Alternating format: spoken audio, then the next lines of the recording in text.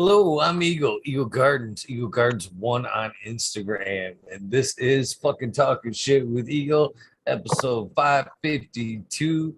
Hopefully, you guys had a great fucking Sunday. I'm looking forward to this evening. This guest, he's been asked for by a few people. Hey, man, you need to get this cool dude on. So here he is. I got my opportunity to have a chat with him tonight. Loyalty Organics, you want to tell us how you're doing and where they can find you, my friend? Hey, what's going on, everybody? Loyalty Organics. Some people might know me by Ty, which is short for my full name, which is Tyrus. People that know me for a long time might know me by that, and pretty much middle school and younger. I was named after Ty Cobb, the baseball player, I was told from my dad, but my mom was also a hippie. So like, I don't know where the Thai part came in, and maybe the rest. Who knows? Shoot, friggin', I don't even know where to start after that because my mind just went blank. This is like a lot of this is new to me. Like I haven't been like on an interview type format before, and so it's a little new to me. So I just had a brain fart just now. We call those squirrels around this part. This is a great way to open the show. Like, well, I mean, I guess there's no other way to start to open this up than like how this day has gone since like literally the moment I woke up. I woke up this morning, and usually I'm on Instagram, checking my messages a little early, and got to that a little late. My wife and daughter have been gone all week at Disney World for her 16th birthday party, or week long, yeah. So that was planned a long time ago. And with the lockdown and all that, we weren't sure what was going to happen. So I just stayed behind with all the dogs and my in-laws and all that. So they were flying back to today. And I look at your message of wanting to come on the show. And first of all, I was, honored and humbled and, thank you. I wanted to open with that actually about thank you for, bringing me on and, and whoever else was, bringing your ear about me, thank you. I appreciate that. And, I'm getting sidetracked now. This is going to happen until I start getting high. So I looked at the message and I was like, well, yeah, wait, they're flying back in today. And, I haven't seen them for about a week. And I know my daughter has cheerleading practice. She's on the national cheerleading team. And I'm like, fuck it, I can do it. I can do it. I mean, I know we can reschedule it, but I'm like, I needed to do this on multiple levels. And we'll probably get into that however long this goes for. So I reached back out to you and I was like, yeah, we'll do it. And right as I had messaged that, they had just landed. So now I haven't even had a chance to let my wife know that, hey, we're doing a show tonight. So, we'll hang out and talk, right when they get home and stuff. So I had all that going through my head and I'm right in between changing my grow and my tents around. And I'm like, oh man, that's a mess. And I mean, I'm just an OCD, neat freak guy. And, if I want to come onto something, I want to have it, be, presentable in how I normally have it, not shit, you caught me with my pants down. So I wanted to have all that stuff all cleaned up and I couldn't get to that at all. So it's like, that was a mess. And I'm a very anxious person. Like, so the whole day I was just ping pong, like shit, like, and about an hour before show, I was like, fuck it. Oh shit, I can say fuck it, right? I'm pretty sure, okay. Like, fuck it, I want to freaking roll, I'm pretty sure. I'd be offended if you did. I want to be respectful of, if there's any rules of the show or whatever. Like, I'm new here. So like, I'm still learning the ropes. Man, my anxiety is getting the best of me right now. So where was I? Oh, so I was freaking breaking up, a whole bunch of herb that I've grown, and I realized I had to get my big poker, and I went to get up, and the tray was on my lap still, and everything just dumped all over the floor. And I'm doing this in my room, and I have my dogs in my room, so it's not that friggin' well cleaned and stuff. So everything's got dog hair in it, and I was just like, this sucks, because now everything I was going to roll up was right there. So now I have less than an hour of show time. I need to get stuff rolled. I had to still had to jump in the shower, brew up some coffee, because usually I'm going to bed about an hour, half from now usually. But I wanted to make sure that I was up for this. Given the last few shows that I've been able to hop in chat, they can go pretty damn long. So if there is anybody that is new here, your singing schedule will get screwed up for a few days. Mine's still not right from Tim Blake. Yeah, the Tim Blake one. I caught that one, was the first one I caught live. I did catch the replay of Duke. And so there I was, just starting, hurry up and starting, roll up and pack some. So I did roll up. I got a small one I wanted to start the show off with, but I didn't get that far yet because I'm still smoking the one that I was trying to relax from when I spilt everything on the floor from the first time. But I did manage if you want to open up the chat later on or whatever, the video, I rolled a big old 15 grammer. I like to smoke big joints. And a few, people that might know me, that's kind of one thing that I'm known for, is I like to smoke big fucking joints. So that was right before showtime, and then we were talking right before we went live, and I thought we were still live, so I was already getting calmed down, and I got ahead of myself, and then we got calmed down, and then I was like, so I'm just totally off my normal self today. So I apologize for anything that I might overlook, misword, because just not on it. No apologies here, brother. Just like I said, man, have fun and be you, as Mr. Greenfinger says. That's about the only thing that matters here. And if there's 50 million fucks in the middle of that, I'm cool with that shit too. So no worries there, man. I shouldn't be drinking coffee. Yeah. I shouldn't be drinking coffee either at the moment, but I am. So we're same coffee. My joint's a little bit smaller than I usually like to smoke, but I can tell when you busted out that fatty. I'm like, man, I like this guy already. He rolls just like I do. So hell yeah. And another thing I want to thank you for right off the top.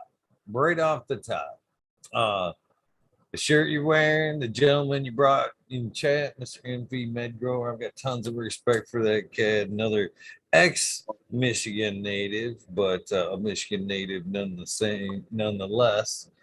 I've invited that cat to the show many times. He's a busy dude, but hopefully, with your example, your lead, maybe we can get him on. So thank you nonetheless for at least bringing him here to check out the show, man. Pretty awesome. If he's in chat, that I have big love for MV. I have big love. I'm very fortunate to not only know him, I worked with him for a while when he was living out here in Vegas. So yeah, I was very fortunate to know him on some different levels, and he was there for me at some hard times, as being a dad and not having really sure what to do sometimes, and pull me in the back room, actually getting me, snapping out of it, and hey, and gave me some great advice. And I knew from that day forward that whatever he needed, or anyone that was related to him or knew him, all they have to do is ask me. No questions asked.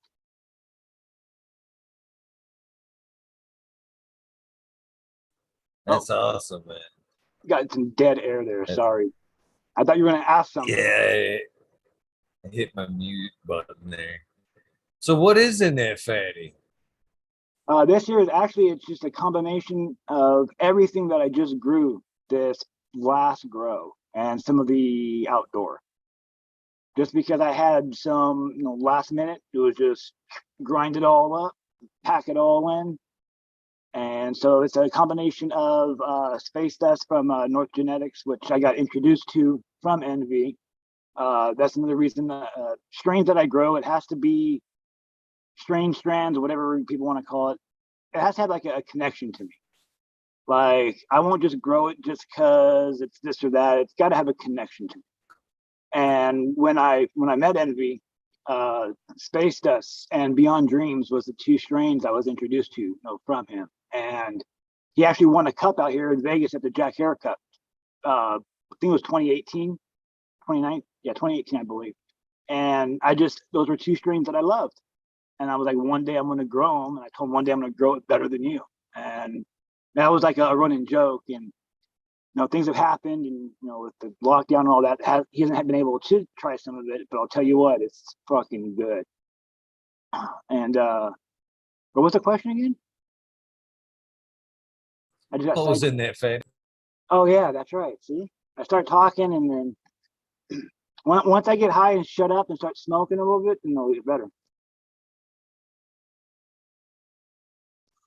And then I also have, and there is some variation or various ethos. I have 10th Planet that I grew, ethos cookies, lilac diesel, purple sunset, mandarin cookies.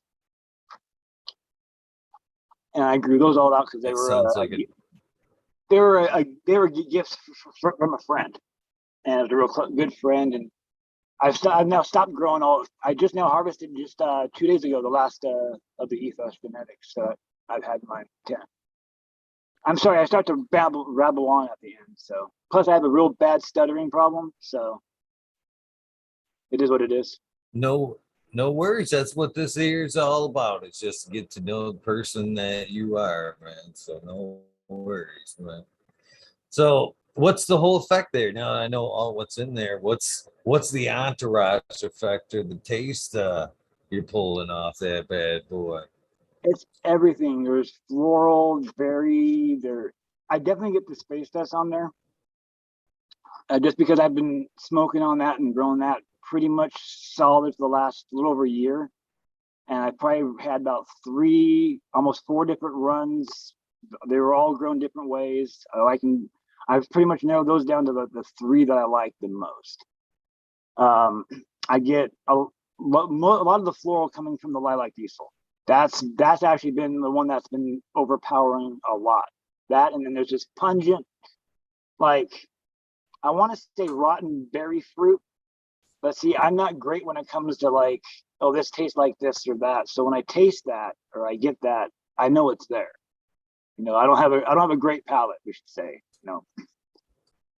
So that's pretty much what I'm getting. I'm I'm only 1 joint in and part way in on a Peacemaker, so it's not really hitting me that much because, like I said, I just got done or started to smoke to unwind to get ready for this, and nothing was going my way, today. So it was just it was an obstacle in my way to be prepared for everything. I can't even fucking spit my words out. Jeez. Oh, you are completely fine, my friend. You can see the calmness already starting to come in. Just hit that motherfucker a couple of times and let's have some fun. That's the important thing. That's all, man. And then also real quick, since what we're talking about, what I'm sporting, I definitely want to let right here hydro. I get a lot of people asking me, because I grow organically, and they ask me about this hydro hat. He's a friend of mine too. He's an artist, and I encourage anyone to check him out. It's HIGHDRO, and just check out his music. That's all that I'll say. It's his lyrics, music. It's inspirational, changing. It literally has helped me and in ways saved my life through the shutdown. So you might be hearing that for the first time too. So throwing that out there. Yeah. Like please, I said, not if you new. want. Please check him out. Please check him out. Right. See, it's weird not having chat. So that's the other thing that's weird is being here and then not seeing the chat screen, and then once I get done and we go up inside and I show the grow or whatever, I'll open the chat up so that way it'll be a little bit maybe not maybe I'll go without the chat. I'll just go with the flow here, because sometimes when you look at the chat, that's not the best thing sometimes. that could be distracting sometimes, that's for sure. So I guess we should start off right where we always do. When and where, how, what age? When did cannabis enter your life, my friend? I was 13. I always want to say 12, but I was thinking I had just turned 13. Right after 13, my birthday is coming up. I'm about to be 45, so I've been smoking for a long time. and it was my cousin James, rest in peace. I don't remember if I was giggly high or what. I just remember the first time I was getting high, I was 13. I loved it. And it was like I had to be around it. And friends that I grew up around, in Southern California, and I was just fortunate to meet and grew up around the right area and meeting with the right people. And just, I was the type of guy where I got along with everybody. So, I still do, more or less. There's a few types of people that I just have to stay away from. But yeah, I was 13. And, I don't remember if I was, high as a kite or if I was past that. I don't remember. And my cousin, he was found dead a few years ago at a bus stop in Humboldt. Never found out anything else after that. And yeah, so sorry about that. I didn't even freaking expect to even bring that up. That just, he's the one that was the first one that got me high, and he was a big Sorry influence. to hear about your loss, brother. Uh, Part of the story. No sorries. No more sorries. No more sorries. Just roll it. It is your story. Whatever it is, part of it. It's all good, brother. Just let it roll. Right on? Yeah, but from that moment on, I had to be around it, and I had some, a neighbor down the street where their roommate I went to school with him, and he was the guy that you went back and hung out at the dealer's couch. Never, no one else knew. Only a certain amount of people knew, and like you kept your mouth shut. And yeah, it was just cool to have the guy right down the street from me. No one knew, and I mean, well, I don't think my parents knew, but like I think they friggin' knew. You know, it was one of those. You had to have smelled on me because I grew up around this cat piss that what everyone called it. But I didn't know it as that. It was called to me as something else.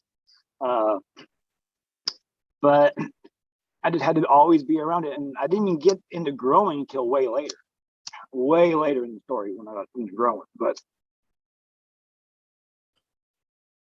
I had to smoke friggin' weed on the way to school. It was almost like if I wasn't high, I was off.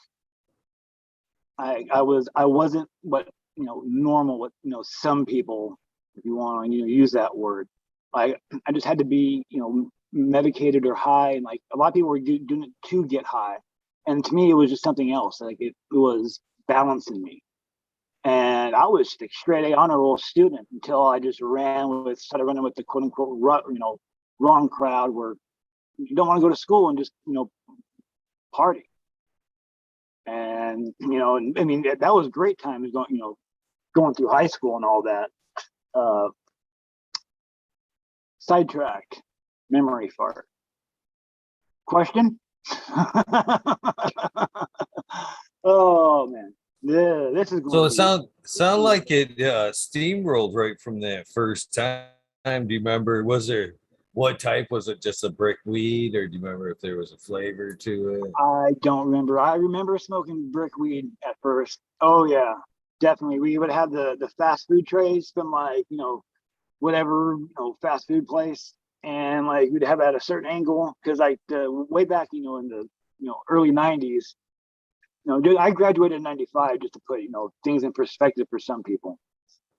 You hold those trays up at a certain angle, and you get your credit card, and you'd be able to just scoop and have those stems and seeds just roll to the bottom.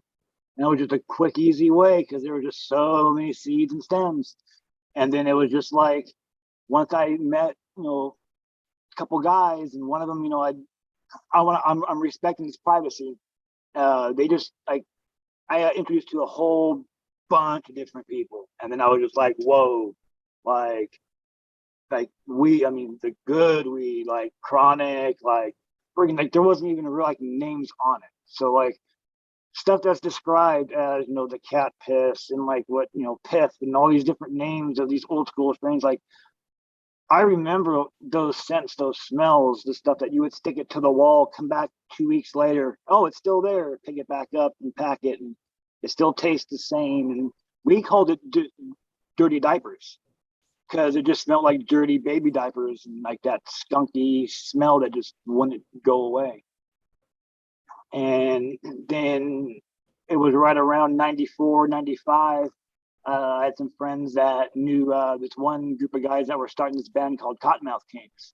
And then that just like opened the door up for like that was my whole, like when I found out about them, I knew immediately the first time that I saw them at this backyard party, I immediately knew, I'm like, they're going to change something. I knew it.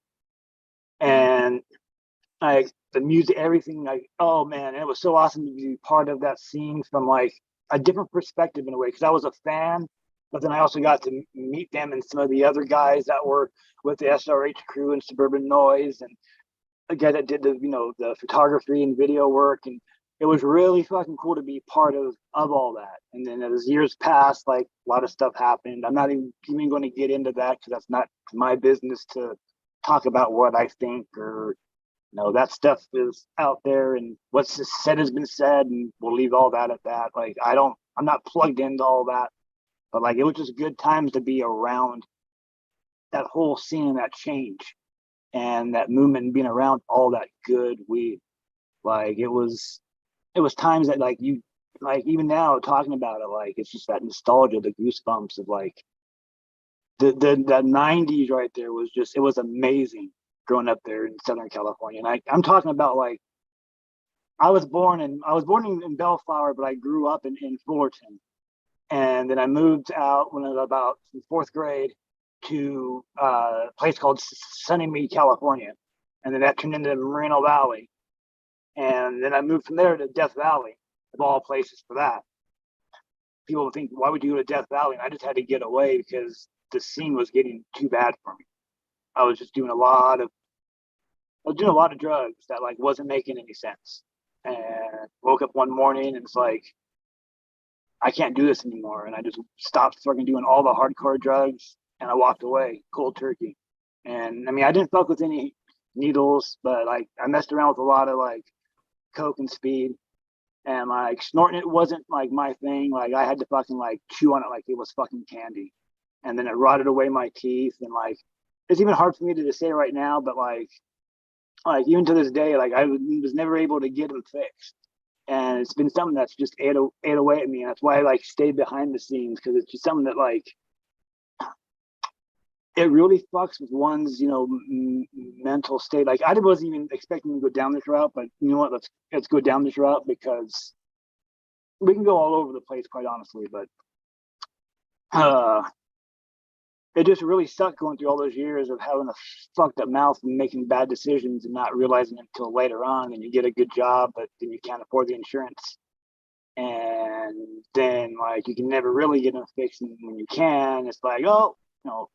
It just really sucked that I was never really able to get it fixed because of one thing or the other. And no, just another reason why I had to come on here. Like I had to do this for myself, to be like, because I have some close friends that have never given a shit, and like my really tight friends that, because I mean a lot of them that are missing here in the front, it's not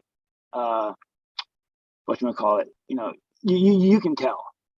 You know, you can't hide it. This goatee and beard that I grow, like that's like was like a comfort thing for me to help hide behind it. Not to mention, I do love it. Like I've had this fucking shit, this goatee since I was like 16. Like this shit's never going away. Shit, you've already had some compliments on that beard in Chad a few times. So you should. No, that in fact I dare anyone to find a picture of me without friggin' a goatee. I think there might be one I have that doesn't have a goatee. I just, whenever I had facial hair since I was like 13, it just boom. After I smoked weed, it was like boom, the magical hair started growing. But no, but it just takes a lot for me to come on here and be on and be like, you know, to talk about mistakes that I made when I was younger. That just I'm paying for it now, and I don't know if I'll ever be able to get them fixed. And I'm cool with that. Like I'm still able to eat. Like I don't have any restrictions. I still, you know, but we can change the topic though, because it's actually starting to bug me a little bit that I'm starting to dwell on and talk about it a little bit more. I apologize. I wasn't even expecting any of this. This is just sorry about that, man. again, man, just take it wherever we want to take it. That's what, man, you know, have fun with it. So, Oh, you know, um, I feel your pain, to be honest with you. I just had a Uh, bad day. you're lucky enough to have the beard. I've never grown the beard. I showed you off camera when we kind of touched on this. I'm the same way, man. If I had to have this all fixed here from I used to kickbox back in the day, and I took a good kick to the face. Had this tooth knocked out there. This end's all fucking rebuilt, but I'm surprised I just took this out of my mouth. And I, you know, you will not catch me out of fucking out public without it most times. Just because, you know, people are fucking very judgmental and bullshit like that. And it's sad. You know, I used to really give a fuck about it up until I started really getting more tatted. And then I started seeing more like prejudice. You know what I mean? And then I started going, huh, that's some bullshit right there. You're missing out on a good person. You know what I mean? You're letting the cover, you're fucking being totally judgmental of the cover. And especially as I get more tatted and I notice this of other people too. I'm like, that's just a more colorful fucking cover right there. Why wouldn't you want to crack that book? You know what I mean? So, you know, fucking people are shitty. So I get it. I totally can understand and relate to how you feel, my friend. So no worries here, man. But You know, it's if somebody judges you on that fact, then it wasn't meant to be anywho. You know what I mean? Fuck that person. You know, not my yeah, type I anyway. just I realized it like way too late because I'm sure there was other relationships or people that I could have had or whatever, but I let other things like that, hinder either a decision I would make or like because I don't know, it just really bugged me, and it's another it's one reason why I was actually planning on talking about this. I didn't know when it was going to come up, but like I said, I'm trying to break that barrier and like shows like yourself, even though I just found out about yours, much love to Stony, by the way, Stony Rockefeller. I want to, much love to him. He, told me about your show and I just recently, started watching it. And it was before that, Future Cannabis Project. Like I've been watching them the last almost 3 years now. So it's been like, and I was featured on Chad's Home Grow show last year, and that was huge for me you know, I was able to do it because I had my plans and I was like, yeah, here I have this and this. And like I was able to flow and like it wasn't like an interview where like I'm doing this. And I'm glad it's this because it's something different. It's uncomfortable. And mind you, that's actually a song that Hydro did. It's actually has a lot of good meaning behind it, but like I had to do it and talk about it. So that way, or I'm sorry, I had to go back. The community and everyone from like chat, people that have been in guests that have been on that show and here, and people in chat, which blends over across the board, you know, helped get me right here to do this. So, I want to say thank you to first and foremost to everybody because I thought I would never in my life be sitting here talking about this on a show to somebody that I literally just met on a Zoom call. But I know that you are kind hearted and so many good words have been talked about you that like I was comfortable enough, what, let's do it. Let's roll. Let's fucking do this. So let me shut up here for a quick second so you can get a word in. Well, I appreciate you fucking taking time to check out the show, man. Your presence has been cool. Seeing you in chat, the comments been well received. The cannabis community, like you said, it isn't just here; it transcends. We see each other from this show, that show. I mean, I think that's what binds us all. And this, I think that's kind of why I think everybody likes this show in particular is because we see these names in chat, but it's this show where we get to kind of, well, we're talking about cannabis, but we get to meet the dude behind the name in chat. You know what I mean? And it helps us kind of draw them in a little bit deeper because we've heard their story. And I've said this a lot of times. Some people take it the way they take it. Right? We're all misfits, man. Or in one way or another, cannabis has made us a misfit, hiding behind closed doors and fucking thinking we're to this thing. We kind of touched on this the other night, man. Being ashamed of being a smoker or a grower. Shit, up until 2 years ago, I'd be again another reason to, you know what I mean? What do you do? Grow weed, go caregiver, I and can't you hide it. fucking have.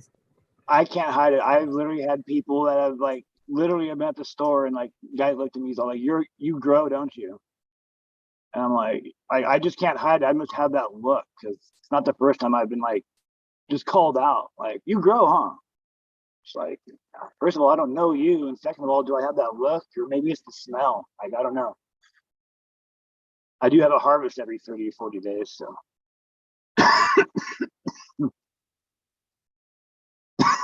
So, Perpetual is the way to go, that's for sure.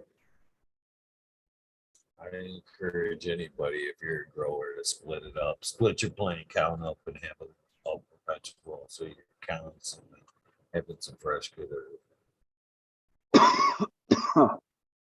man, you know what? Yeah, you think you got something planned, and then it's like, boom, you're live, and it's like everything you thought of, like, okay, I'll do this, and open with that, and even after we're here, we were talking like, okay, I had an idea, and then like, we're going live.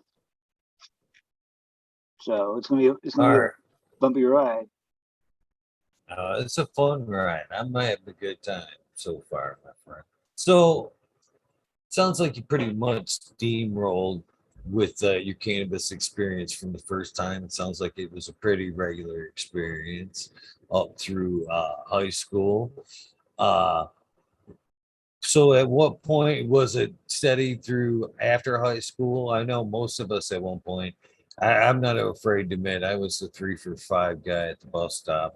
I definitely learned to hustle a little bit of cannabis to take care, make my habit a little bit easier. So where did cannabis take you next? I guess that's my question. Like mostly it started getting to me to be like that. It would help take away all the random wild thoughts I would get of the feelings I would have from all the different anxieties that I would have, and it would be what we call now medication. Because back then, we were just getting high. But to me, it felt something different. I've always felt something different. That's actually going back. That's a whole other story there. With both my families, my mom's side and my dad's side, and how I don't know if we want to go down this path now, but like on my dad's side, I'm tied to the Warren Commission. Earl Warren's my great uncle, and then on my mom's side, my grandfather worked on the Apollo missions with NASA and all that, and all these weird and like I have all these weird things between these two. And I watched the shows, and the last couple of shows I watched, I'm like, there's some weird things that like I need to talk to some of the people that were in the chat in your show, because I know some things. We need to talk. But like what was the first question you asked me right before that? Because I just started talking about that. Friggin' like, yeah. Oh, where did cannabis lead you after high school? Yeah, that's right. Where did it lead me? Run with it. Just whatever pops into your head. Run with it, brother. It's leading me all over the fucking place tonight, man. I'm just all over, just friggin'. We're going through Ty's friggin' wild mind tonight. That's totally cool. I love nights like tonight. No, but actually, no. With no, I want to go back on. I want to go back on track because I don't want to give the notion to everybody that I'm all over the friggin' place, because I am, but I'm not. Actually, no. When I had to get away from everything, the whole partying and the whole music scene, and like that's all a bunch of stories in itself right there. But I just had to get away. And my girlfriend at the time, like we went and looked at the newspaper, because like, and there was the internet, but like it wasn't used a lot for jobs at the time. And sure enough, there was this ad for Death Valley at the national park. And I was like, that's something totally random, different. So we called the number. And it was almost one of those too good to be true things. Like, yeah, it paid like, I think it was minimum wage or something. I don't remember exactly what the pay was. But they actually came and well, if we needed to, they came and picked us up if we needed to, brought us back to the resort, and we lived on property and worked there at the national park. Over there at there was Stovepipe Wells and Furnace Creek, and we worked at the Stovepipe Wells, and I worked there for about a year. So I got to experience about 130-degree weather. That was hotter than shit. And then that December is when I packed up and I moved here to Vegas. And that's when I started smoking weed again, because out in Death Valley, you really couldn't get a whole lot of it. It was hit and miss. Start talking and then my joint goes off.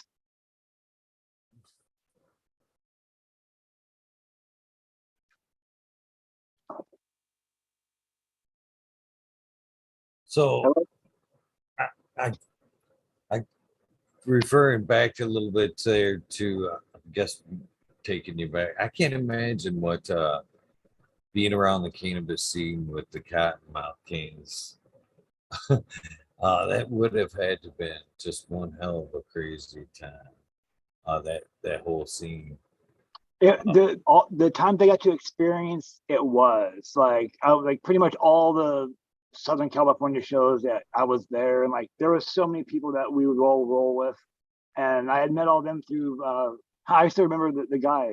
His name was it was Nelson and Dean, and his brother Chris, I believe, is a twin brother of his, and that's how I met those guys. And I told everybody, like, you need to check these guys out, and all my friends would blow me off. And then once they were on that Scream movie. And the next thing you know, all my friends were like, "Oh man, dude, can you get me friggin' tickets? Can you get me backstage? Can you get me?" Oh, it doesn't work like that. Like, friggin', it was cool. The stuff that I was around, it was crazy. I was fortunate to be in a couple of the music videos.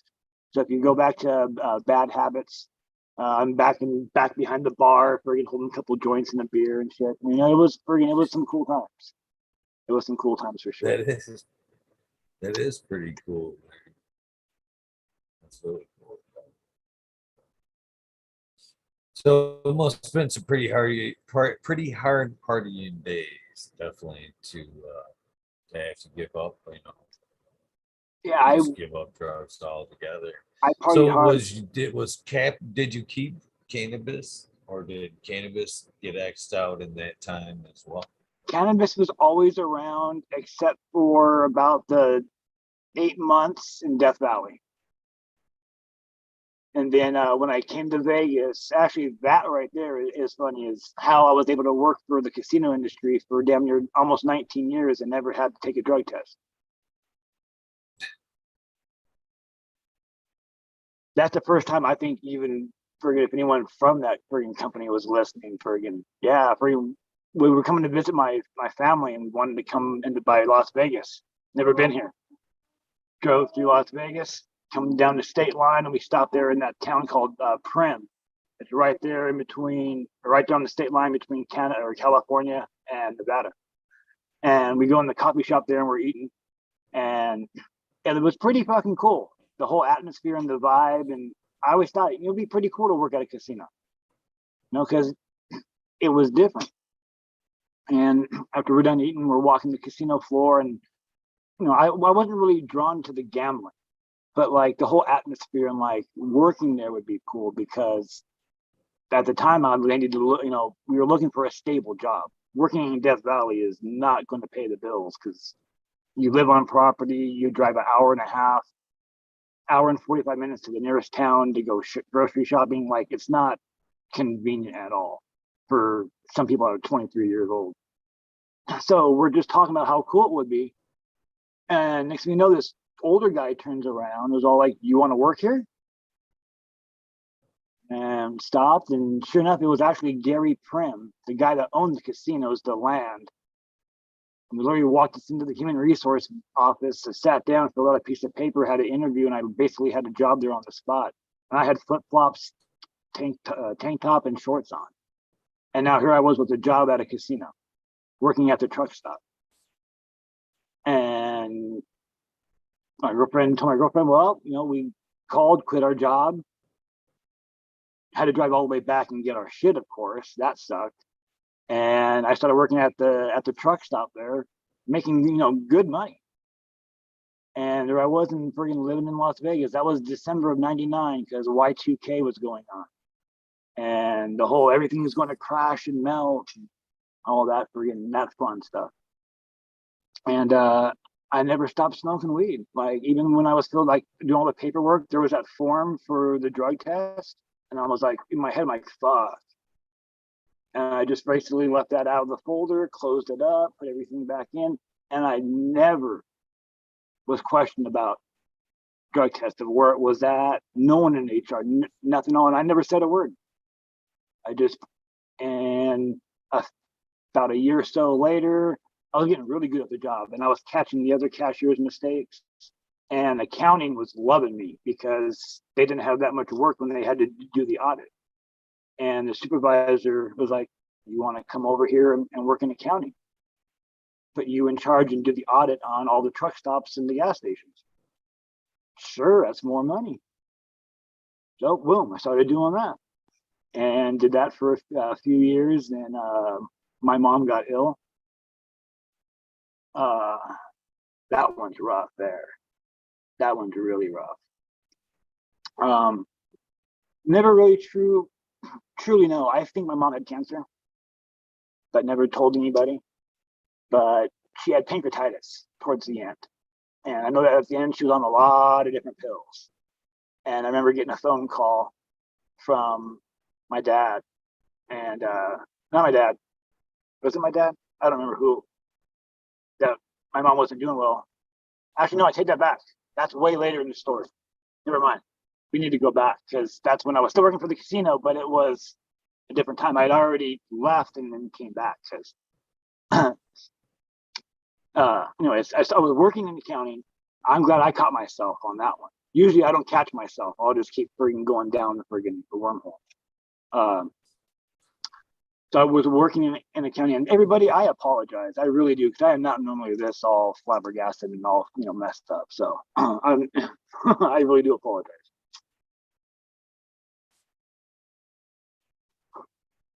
So I was working in accounting for a few years, and just randomly one day, one of the IT managers had asked me, if I ever wanted to come work in IT. And I mean, I always had a lot of, computer knowledge, and I always liked, how computers worked. And I kind of messed around with websites on the side back when they were, written and with tables before, code and all that. So I got recruited over to IT, and I did that like basically for the rest of my life. I started out as a tech, and then I went on, just basically worked all the way up to working in IT security. Basically, if you had computer access, I was the guy that created your access. Like I worked my way up to the corporate level. Like it was cool. Well, so I thought, but not knowing at the time all those years of being like the abuse that I was actually taking, not knowing it was the abuse, and it broke me one day. Like it was. Again, I just totally screwed that stuff. Like, oh, I apologize. Like this is like episode is going to be like horrible. It really is, because I totally like skipped and stuttered and like with the story, I got some of it all blurred up, and like I'm totally off my game. Like I apologize. I totally apologize. Everybody's saying you're doing awesome, enjoying the story. Seriously, you're making too much of it. No, I'm enjoying it. No, I'm enjoying it myself. I'm really hard on myself. Like because there's so much, and like the way my brain, it's always constantly going. And like if anybody has heard of the artist Rob Mack, have you heard of him before? He does a lot of like psychedelic art. He does a lot of like Mandela art, but he does it with like UV lighting and like his brain, the way that he's on Instagram, Rob Mack, Mack. You've got to check him out. He's fucking awesome. But his mind operates like mine. Like it's all these thoughts are always going through, and you're trying to grab them all and get them out. And until you're in, I don't know, I'm in that comfort zone. I'm even feeling good right now, but I'm trying to get everything out. But it's not. I apologize. We've got all night. No worries, brother. Don't. I'm is serious. I mean, you're apologizing for who you are. We're getting to know you, brother. I mean, if this is the way we were going to meet you, this is the way I want you. You know what I mean? I don't want the rehearsed story. I want the real Ty. Well, I mean, you're getting Ty, but like the real, but like right. You are, but like I don't know. It's hard for me to put into words at the moment right now. Like I feel we're enjoying this, brother, for real. I'm enjoying this. So no worries, man. Oh, I'm sure there's gonna be some good memes tomorrow. Around here. So you've lived quite the life, man. I can't imagine some of the shit you may have seen during all those years of being around a casino. I can't even imagine. It's gotta be some that it had to be a pretty entertaining or fun career nonetheless. Accounting, whatever. It's an exciting place, man. There's always that thrill of in the air of excitement, or win, lose. There's always that some type of real powerful energy in the air. So I could see that being a real cool job. It has been interesting, sitting back, and I look at it because I don't really, living it. You don't really think about it. You're just living it. It's going by so fast, and then like sit back and it's like about to be 45, and it's like, damn, all this stuff. Like I shouldn't even be alive for like a percent of what I had done when I was little.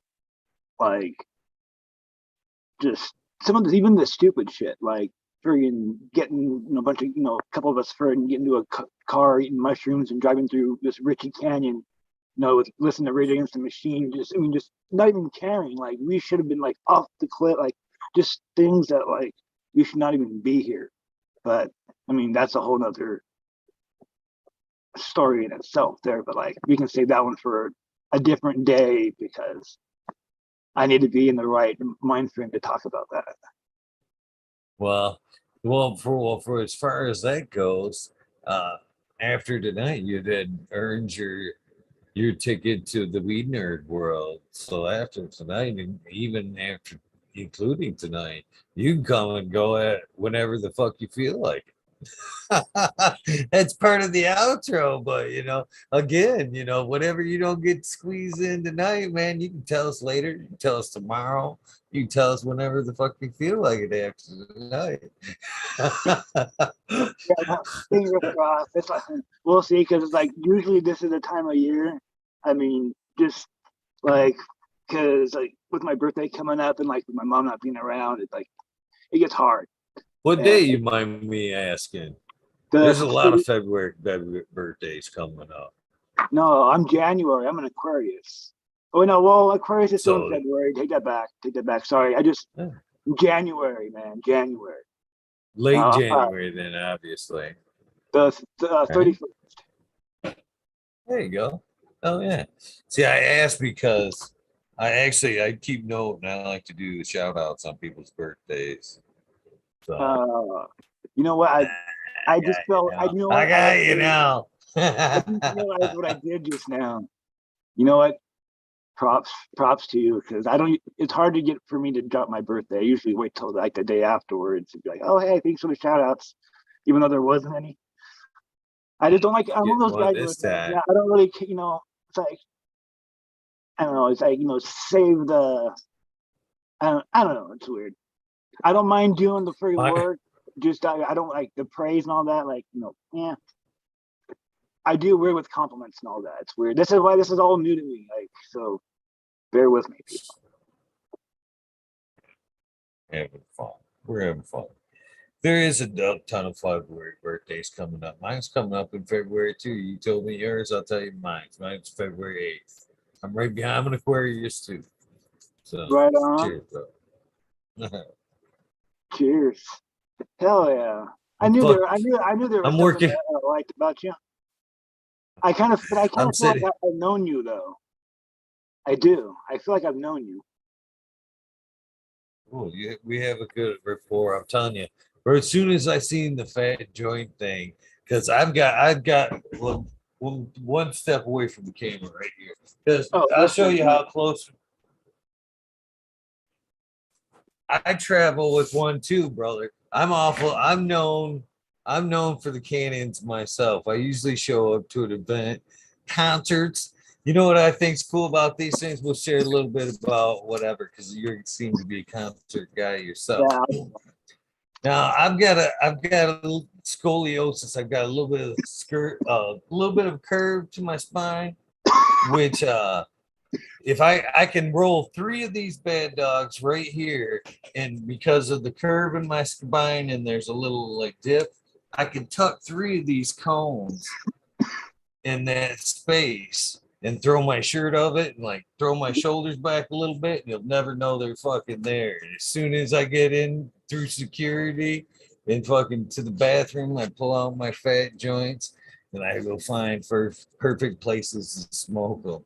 So I knew when I giggled when I seen your joint. You're like, I'm a fat joint guy. I'm like, I fucking love this guy. I can't wait to party with this cat. Yeah. Yeah. I mean, ever since I found out about, in fact, well, I mean, I don't want to tease the chat anymore. I mean, we'll fire up for, we can fire this up tonight, but this it's not the best. So I already know I'm gonna get some friggin' crap from some of my friggin' raw family friends. But I did this in about 15 minutes before showtime because the other one didn't work out so well. But I had to because it's a special occasion. And this is something that like my close friends know me that like whenever I roll, I don't roll these on any occasion. I think the last time I rolled one of these was for the Reggae Rise Up when they came through Vegas here.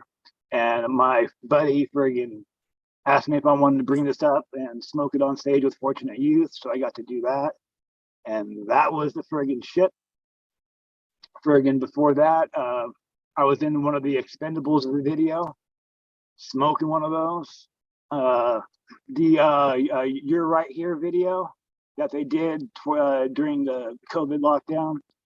Friggin', you have to send in like your video clips, and mine made it on there. And there's just certain times where the big fatties are called for certain right times, and tonight was one of those nights that I'm gonna fire it up here on Eagle fucking Garden. Oh yeah, I'm trying to follow suit. I'm not gonna pack the fatty, the 15 grammer. I'll never make it through there. But I do. This is my other go-to right here, brother. Is Zen. I'm not plugging anybody, but this is just it is what it is, right? Zen makes a nice roller, and this thing will roll a fucking joint about the size of a dime. And I'm rolling one up, so we're gonna.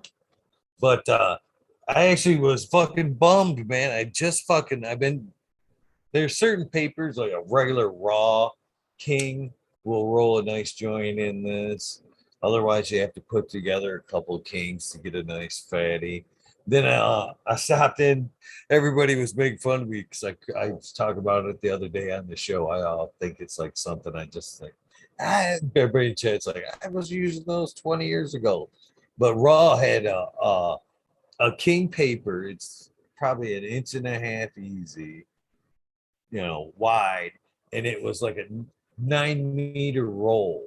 So you however long you wanted. So I Yeah. could rip them perfectly. Even with the king, I'm still like, an inch shy of using the whole thing. So I was all cheesing, man, fucking ripping out perfect size fucking joints and shit. And then I set it on my desk. I knocked my coffee over and I fucked up 9 meters of paper. And I was like, fuck, that sucks. Now I gotta go to the fucking back to the tobacco shop to get another fucking roll. But tonight I'm gonna piece together a couple of Kings for a fight. Yeah, right now, like freaking papers are like, cones and certain papers, like they're hard to find in certain places. Even out here in Vegas, it's hard to find certain things.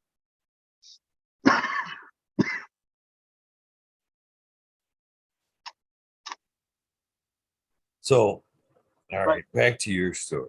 But no, where do you want to pick up? I'm sorry, I didn't mean to interrupt you. No, you're good. Because I was about to ask where we left off at. We're still in the casino. You were just kind of getting promoted there, or I kind of took you back to the Cottonmouth days. Either way, or you could shut down those avenues and take off wherever the fuck you want to take off.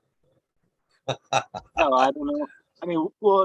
Working in the casino was pretty cool because there was some stuff there that like a lot of people didn't want to do. Grunt work, like whenever a concert would come out there, nobody would want us to go set up the cash registers or run the Cat5 cable. Like hell, I'll do it because not only that, I got a free pass for the concert. I got to meet people. Like I've always been about like as much, as weird as it seems, about meeting people, connecting with people, getting people together, like having a good time. But like, I don't want to know that type of thing. Like we're like, I don't know. I like being around people. Like it was a lot of fun. The one of the coolest times though is when I got to friggin' go in and fix the Wi-Fi in Snoop Dogg's green room because Snoop Dogg was doing a show with Slightly Stupid. They're at a Buffalo Bills and their Wi-Fi wasn't working, and I go in to fix it, and that room was hot boxed, and I got lit. But hey, I had to go in there to do my job. Like there was a lot of perks in working in IT. And then the casino got sold to another company, and then they got pretty much absorbed. Their corporate was here in Vegas, so I went to there and started working with all the top guys, so to speak, the CEOs of the company. I don't want to put any names out there or any companies out there, but like the CEOs and like the directors and people that call the shots. And like I was up on a level that I never thought I would, one, be working at, because I have no college education, none at all. I'm all self-taught and pretty much just work hard. And things have just, been, offered to me, more or less. But and that job got really hard because when you're in the casino industry, you pretty much have computer access. Everybody does. You got to log into your job.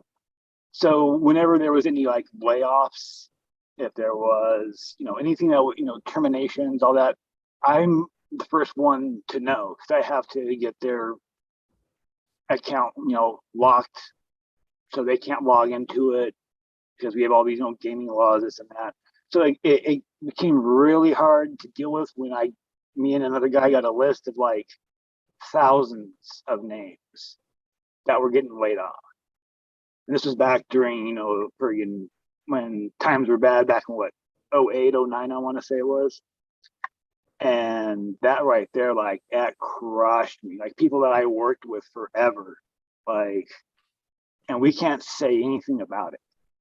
That type of thing. And like, I knew then that like my time wasn't going to be long working there, but the job was safe and secure.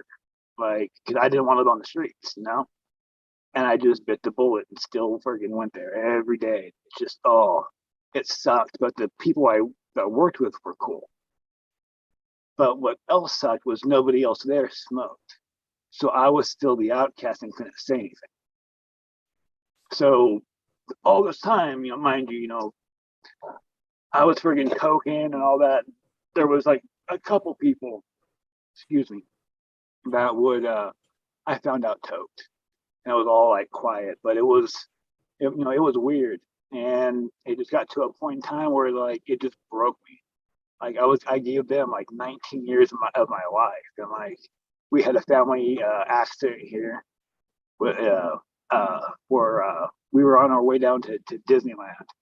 My wife and my daughter and I, we were in the car, and my in-laws were on motorcycles, and traffic just stopped, and they swung around to avoid a car, and they hit the back of the car, and we watched them like fly, and it was all in slow motion to me. And that was like a whole week and a half of like, it was craziness. And they even were giving me kind of flack for even being away with that accident happening, and yeah. And, but again, like I needed the job, the benefits, which I rarely use because I could, I don't know, it was just, and it was just got to a point where I did manage to, I will give them some credit. I did have a couple managers that did work with me. I can't say it was all bad. I can't say that at all because that would be totally unfair. But I just got to a point where like I was working at night because I was taking care of them during the day, and then working there at night. And you got to a point where I just couldn't, do that anymore. It was getting hard, and I want to take a family medical leave, but I couldn't because they weren't like they didn't fall in some category. And it got into this big mess, and they're like, well, you gotta do this and this and this, and I just like, fuck you, I'm done. Like they just weren't working with me given the situation I've had. Like, and I just was like, I didn't quit on them. I gave them my notice. I should have quit them. In hindsight, I just said, fuck you, I'm done. But I still gave them my notice, and they still made my life a living hell the last 2 weeks. But I still put it through just because that's like that, that's the type of person I am. Like I'll still follow through with my work, and I quit, and I was like, I'm done. Never working for a corporation again. No clue what I was going to do after that.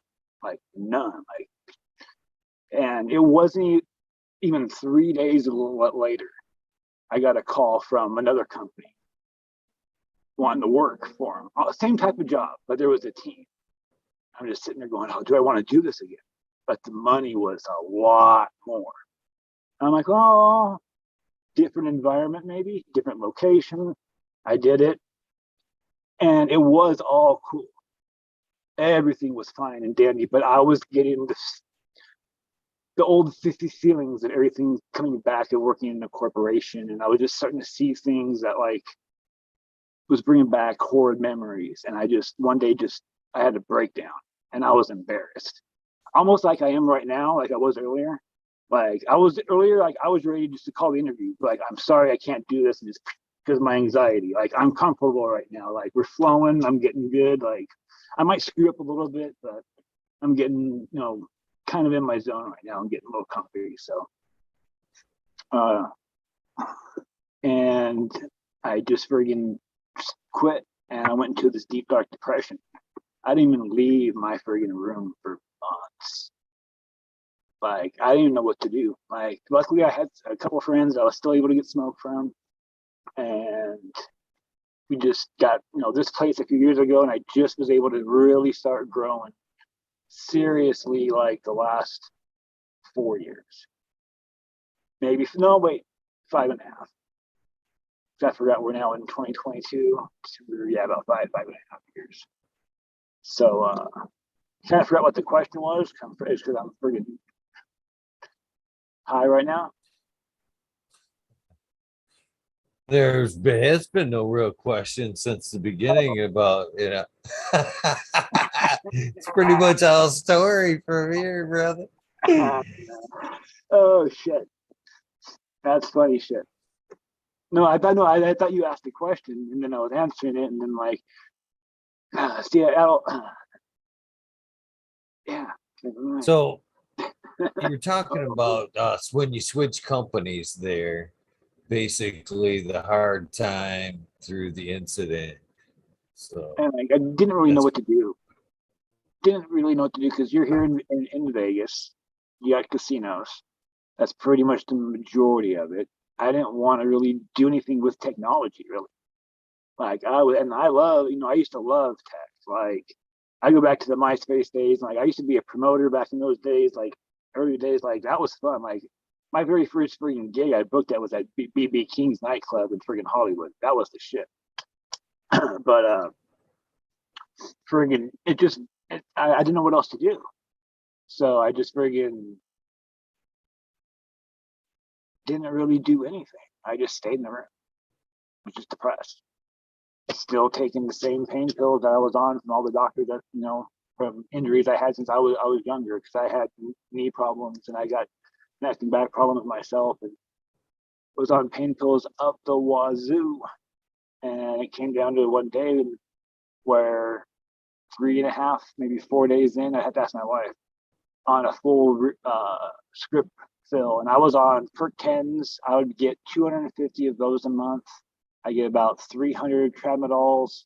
I get Xanax for sleeping, Halcyon for this. I was on a whole bunch of them. And about 3 days in, and all my fucking perks are gone. And I'm like, fuck. And that's when I knew I knew I had a problem, but I was like, I knew I had like a problem when I had to say something. And I gave all my fucking pills over to my wife. It was like, you need to freaking manage my pills. And that went on for about 3 months. And I was just like, I need to stop. I just need to stop. I'll never friggin' forget. It was May 20th, 2019 is when I took my last pill. And I've slipped once and I've had a tramadol since then. But like I went to my and got on, what's that shit called again? That's those strips. Oh, it's slipping my mind right now. Those sublingual strips. I don't know. I've lost so many people from pharmaceutical drugs. I won't take them. No, I was on a bunch, and then like the doctor that my wife and her parents had, like forever, I got to start seeing him, and he actually got me off of everything but I was still on the Percocet and the Tramadol, but that was honestly, to be fucking brutally honest with myself, that was because of my own doing, because I still wanted those. Because the other ones I didn't really care about. Those were the ones I had my little cocktail where I can still friggin' do my pills and still be able to get high at night. Like I had my routine where I was able to be a functioning addict, where I was still able to hold down the job for 19 years. I mean, it never affected my job. I always improved, which was weird. But I had to get off of them. Like after laying in that bed literally for damn near almost a year, not really leaving the house at all. Like TV maybe would be literally the TV would maybe get turned on. Like I wanted to die. And cannabis, I mean, it was around, but it wasn't as around as much as I wanted it to be, just because I didn't have the urge to go out and get it. And some of my friends wouldn't want to come over. I didn't have a lot of close friends at that time. And then my wife had came home and she's like, "Hey, there's this THC fair coming to Vegas, because we were just getting legalization or whatever." And I was like, "Oh hell yeah, that's something that I can that I'll check out, because it's gonna be legal here. There's gonna be some of my people there." And went down there, and sure enough, like I met this one guy. He was a manager at this one grow shop, who to this day he's still cool. I lost touch with him, but like it just pretty much opened the door to everything that I know about cannabis out here in Vegas. Because months down the road, or about a year or so later down the road, that same manager offered me a job at that grow shop, because he had somebody quit on him. But I was always down there and asking questions and like, well, how does this happen? And I started working there for a little while, and then not so long later is when NV started working there, and that's how I met him. And like, man, like some of the stories that I don't know what stories that we can really tell, But like we had some stories that it was a lot of friggin' fun working with him. Uh, but like that right there was just like working at that grow shop was interesting because I got to see a lot of different things most people wouldn't see fall into place because there really wasn't any places established. So like I was able to meet a lot of these new companies and some of these different growers. I even had a few offers to work at a couple places, but like there was something inside of me that like I didn't want to work at a cultivation. There was just something it didn't feel right to me, but I still wanted to learn more how to grow, and I grew here at home. And I was growing with synthetics. And wait, is that the topic that we're on right now? I'm squirreling. I squirrel a lot. Unless like we're on a solid topic and I start going, like I know there's no flow, and I'm probably screwing myself up by doing that.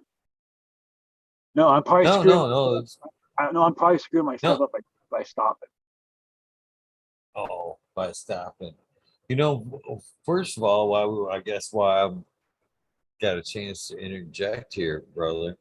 Uh, I got to give you a lot of props for having the sense, the wherewithal to fucking know that the prescription drugs are fucking, we're setting in, and you had to fucking, you know what I mean? This is somewhere where I don't want to be, and reach out for some help, and I give you tons of credit, for that.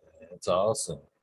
Like I Thank you. said, man, I've lost so many people to prescription drugs, and that's one of the reasons that I'm so passionate about cannabis. So, I'm glad to hear this cannabis has a small part so far in this story.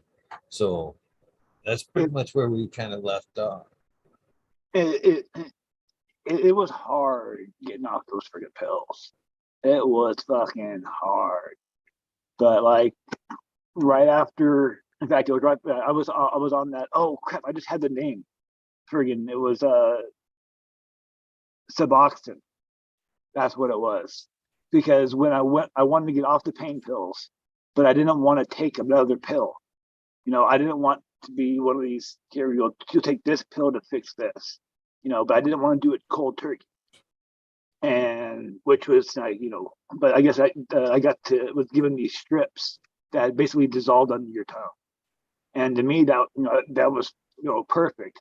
And I took that for about 6 months. In fact, we just went into the lockdown, and it was getting hard for me to get an appointment. And I had like 30 of them left, and I'm like, I'll put these here away for a rainy day. I don't need them anymore. And in fact, about a year later, I ended up throwing all those away. But like, yeah, I haven't had, but I've had urges. I did have a tramadol one day when I friggin' pulled a muscle here, and I was in excruciating fucking pain right in the back of my neck and fucking but I did take a tramadol one time, so I did have, to be brutally honest with myself, I did have one slip up, but I've just had to smoke a lot of different weed, a lot of weed just to friggin' either help keep me going through the day, or it's really hard to find anything that helps me sleep. So Have you ever tried the RSO?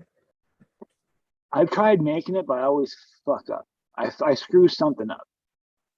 So, and I mean, and I've never, other than that, I don't really buy anything in the dispensaries. I really don't. There's only a few different, if I do, it's going to be from like a couple of different companies out here. I don't want to, be, sound shysty or whatever to anybody, because I have friends that work in the industry or whatever, and they're good people. But there's just a couple of different places that I would actually smoke from. But I have not tried any, really honestly, I have not really tried any real RSO, to be honest with you. No, I haven't. I kind of reverting back again a little bit because I heard you say like on the way off, they're just like tit for tat, and, on the way down. And that's the whole bitch about the whole pharmaceutical problem for me is none of them come with any kind of like this is gonna 100. it's always here. You take this, and after a month, oh, what? Oh, you can't sleep. Oh, okay, let's add this to it. Oh, now there's another problem. No, here you throw this at, and before you know, it's a handful, and it's like, where do you draw the fucking line? You know what I mean? And I then the other thing I want to throw on that is the injury type thing is fucking the pain. A lot of people don't realize, after the injury, that the injury is healed, but the pains that you are feeling are the opiates coming out of your system. So you misunderstand the two and kind of revert back. Oh God, I'm still in pain. I need to not, I need to stay on my meds. And before too long, people are seriously addicted. Yeah, it was in fact there was this one story that I it's when I actually understood other people's stories, because I never understood people's stories when I had other people say you might have a problem. Like, no, I don't. I never understood that until one night I was, this is what I was told by my wife. I went down, I grabbed the Monster, energy drink, cracked one open. Took a couple sips in bed. I spilled it. I grabbed the sheets, went down, washed the sheets, put the sheets back on the bed, got back in bed, and went to sleep. I don't remember anything at all. And I don't sleepwalk. And I knew something wasn't right. And then the next night, I remember coming to, and I'm standing in front of our pond that we had at the time, but in my boxers, just standing there at 3:30 in the morning. And that was from the Halcyon or Halicon or something like that.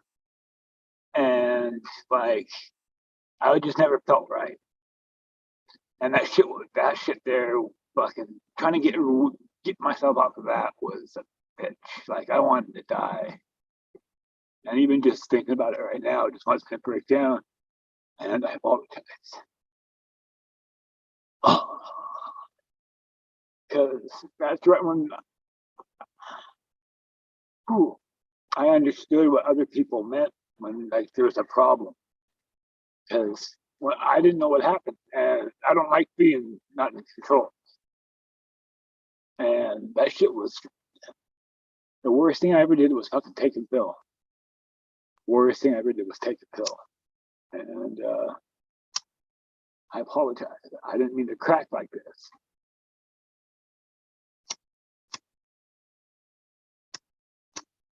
No worries, brother. It's part of it all, man.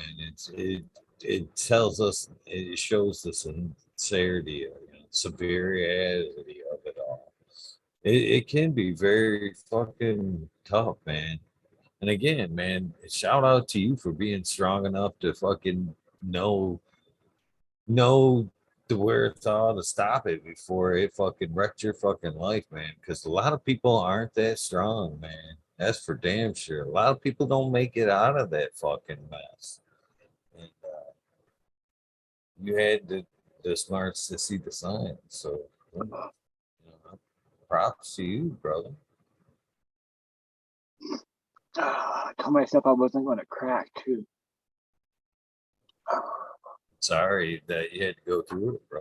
It's a tough experience. But know that there are fucking tons and tons of people out there that's had to go through the very same thing. Man. I'm just glad that you did, and I'm able to talk to you today to hear the story, bro. Thank you. I appreciate that. Yeah, there's sorry. This whole night's just a brand new experience. I'm just writing it through right now.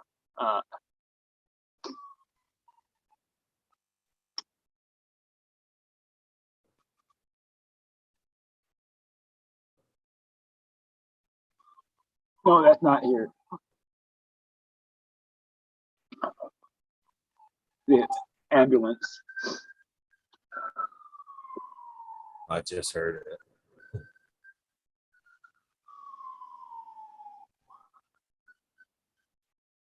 Sorry about that. Oh, no worries.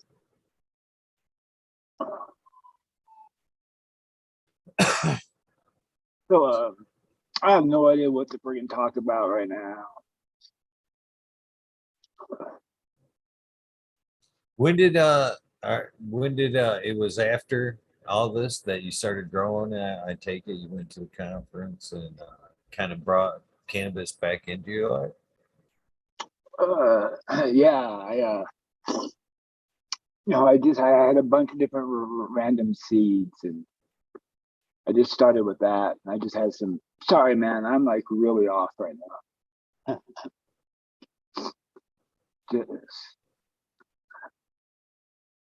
I appreciate you sharing, brother. No, don't be sorry at all. Man.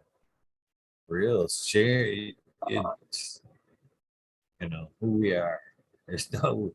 There's no reason to apologize for who the fuck we are.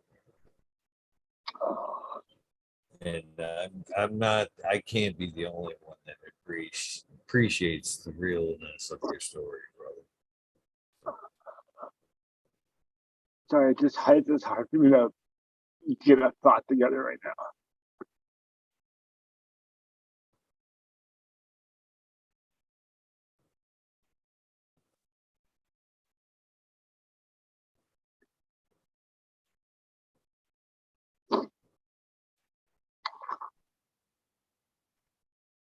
Sorry, it's just really embarrassing right now. Oh, it's not, brother. I mean, seriously, when you go back to watch this and see all the kind words that are going on right now, I'm telling you, it isn't just me that are thanking you for your time and your story. It's very relatable for us. Either some of us have been through this, or we have some loved one that has went through this, brother. And I heard you kind of mention, the fucking, people do abandon you through your rough times like that, and it's kind of sad the times you're most vulnerable and you could need that help, fucking, and people can be shitty. So again, man, to the people that are relating to your story right now, you're helping them a ton by telling yours. So don't be ashamed, don't be sorry. We all thank you for your time and your story. We all have hard times. Ain't none of us fucking perfect.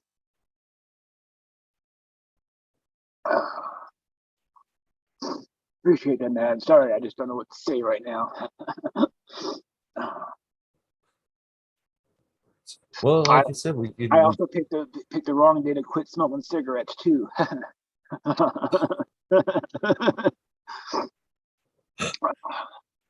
All because of yesterday was my last cigarette. Didn't want to forget anymore. Done with it.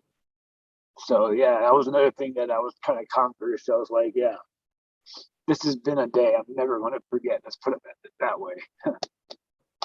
I appreciate the short notice coming on and through it all.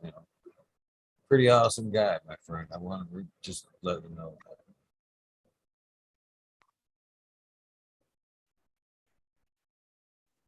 So I've got my fatty rolled up. If you're willing to continue, I'm willing to listen, my friend. So you started back up with a couple of seeds. Did you throw them in some soil? I mean, what? Tell me about the first grow. Actually, could you give me a second so I can go use the restroom and blow my nose real quick? I hate to give any dead air. Absolutely. I'm gonna have to. Oh no, I'll talk with chat, man. No worries, brother. All right, man. Take your time, man. All good. All good. Cheers, everybody. Hopefully, you're enjoying this awesome fucking episode, man. My heart goes out to Loyalty, man. That is very a tough period to go through and to talk about. Nobody likes to talk about, the rough times, the down times. So I can't thank Ty enough for opening up. What are you guys smoking on in chat, man? I've seen a lot of fucking new names tonight. And again, thank you, Envy, for popping in. Main Mystic, been a minute. Nice to see you in chat. My guest, Tempe TK, Strong Style Organics. Mr. Cheddar Bob is in the house, rather not was, is martial artist 2012. Tons of respect for you, Laura Camp. Nice to see you. I did take note of your birthday on December 1st. Gorski, February 5th. Real close to mine there, Gorski. I do love doing the birthday shout outs. And thank you guys for throwing them out there so I can take note of them.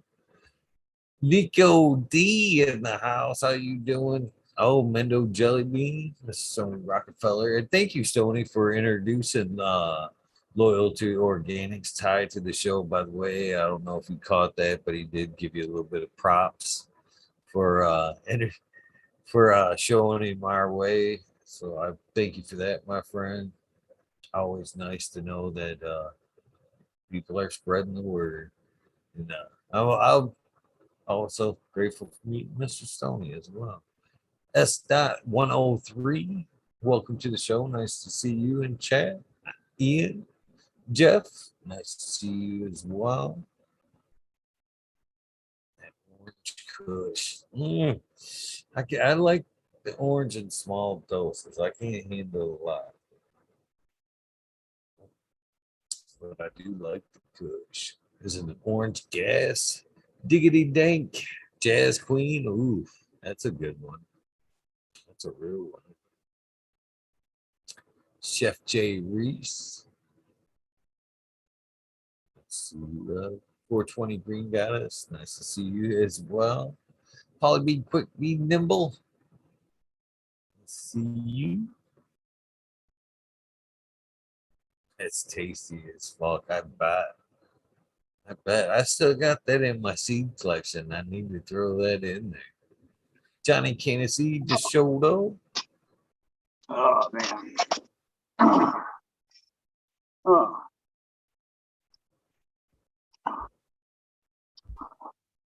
Am I on mute? Okay. Nope, I can hear you, brother. Oh, I should have hit mute. I'm sorry about that. Oh, I need to stop saying that. We didn't hear anything. Yes, please, dude.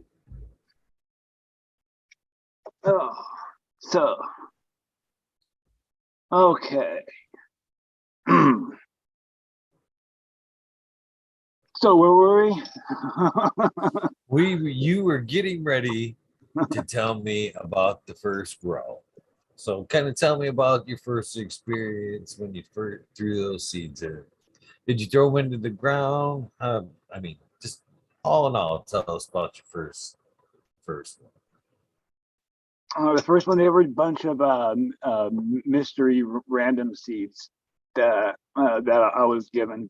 I had some other seeds that I had that were given to me, but I wanted to try something that I didn't know what they were first, so I can experiment, because I didn't know I didn't really know what I was doing.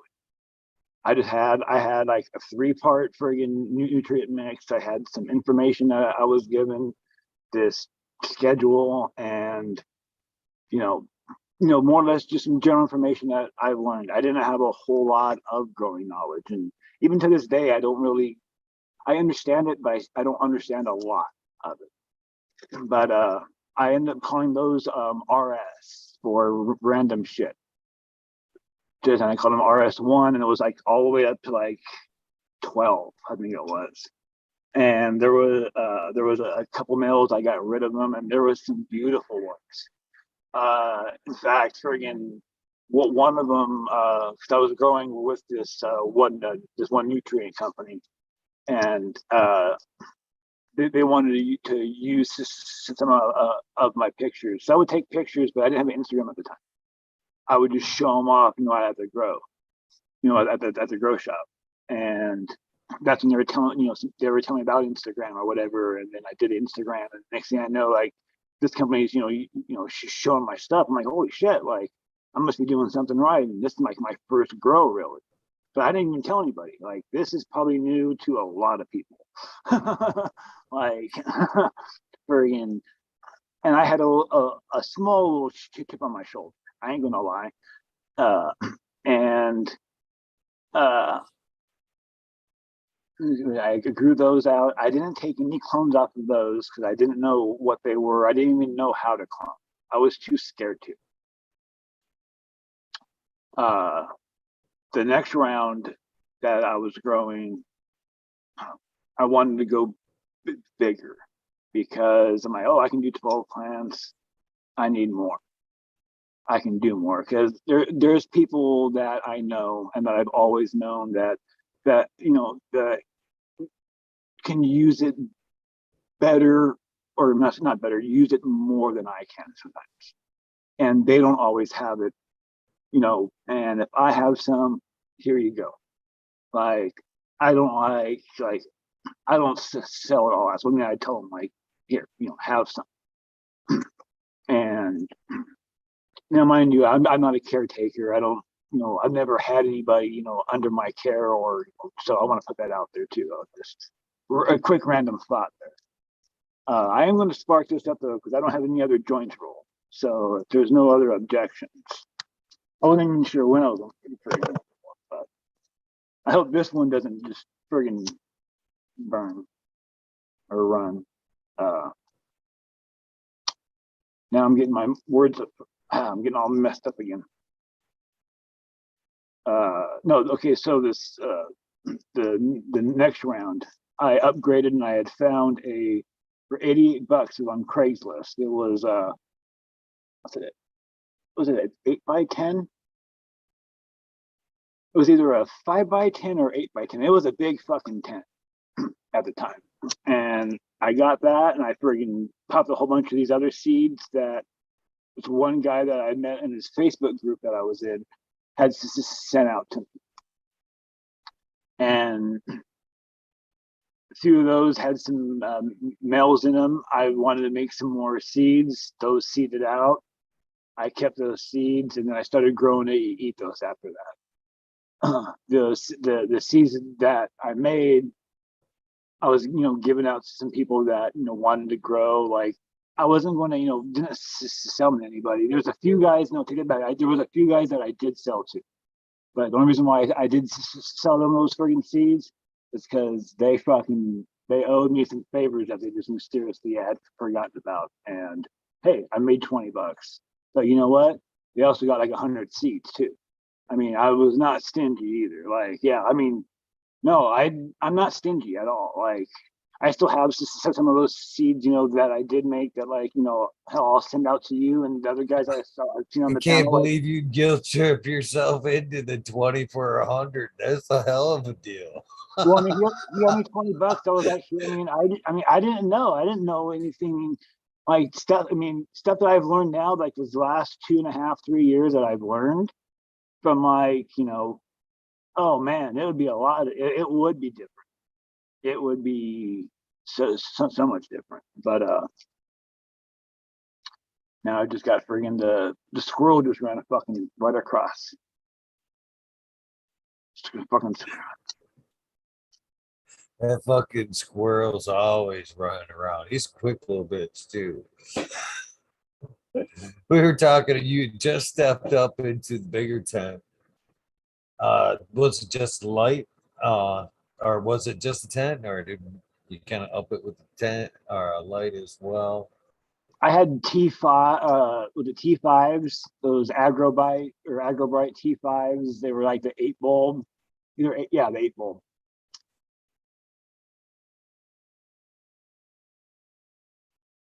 Sorry, I just want to get this lit so that way it doesn't friggin' run. Oh, we're no hurry. I got all the time in the world, bro. No, it's roll. Oh no. Hopefully this will last. I can feel it a little loose in here when I hit it. You can We'll tap see. her. Tap her on the table. Yeah.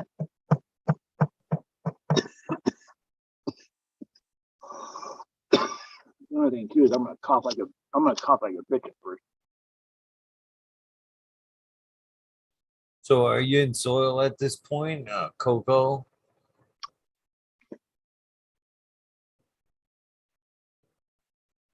Well, I want to say, shit. I'm trying to remember because I grew Like those, like pretty much that first year, I tried a lot. I wanted to see what worked, for me. I wanted to see. I know I'm gonna get so much friggin' shit right now from my friends with Raw for the way I lit this, holding it, everything. I know I'm having an off day. Uh,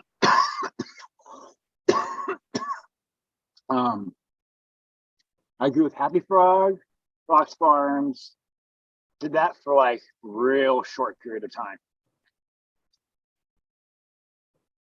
And then there was this company called California Substrates that there was a product, it was a cocoa that we sold at the grow shop. And the owner was out here a lot, and I got to know him and talk to him. And I started growing in cocoa, and I started going down the whole drip system. And friggin' like I had a lot of stuff friggin' growing. Like when someone says you go big, like I went big to the point where I stopped counting when I had 460 some odd plants total in my upstairs. Like that's from mature plants to clones. Like I'm like, holy fuck. And like I was getting clone happy. But like it was just to keep stuff growing and like me smoking. And this is where you're gonna get a great story here. Cause I just told like I was smoking a cigarette on my balcony one day. And I thought I put my cigarette out, and I went back inside, and my daughter comes out. She's like, "I smell something burning." Now, mind you, I had just plugged in one of those heat mats, and I thought the little piece of plastic got stuck on the corner, and it was getting warmed up and melting. So I go check it, and nope, it wasn't that. And then all of a sudden, like, I smelled burnt rubber too. Or something, like burning plastic, rubber. So I go back out on my balcony, and there's fucking flames. My cigarette that I was 100% sure I put out didn't go out.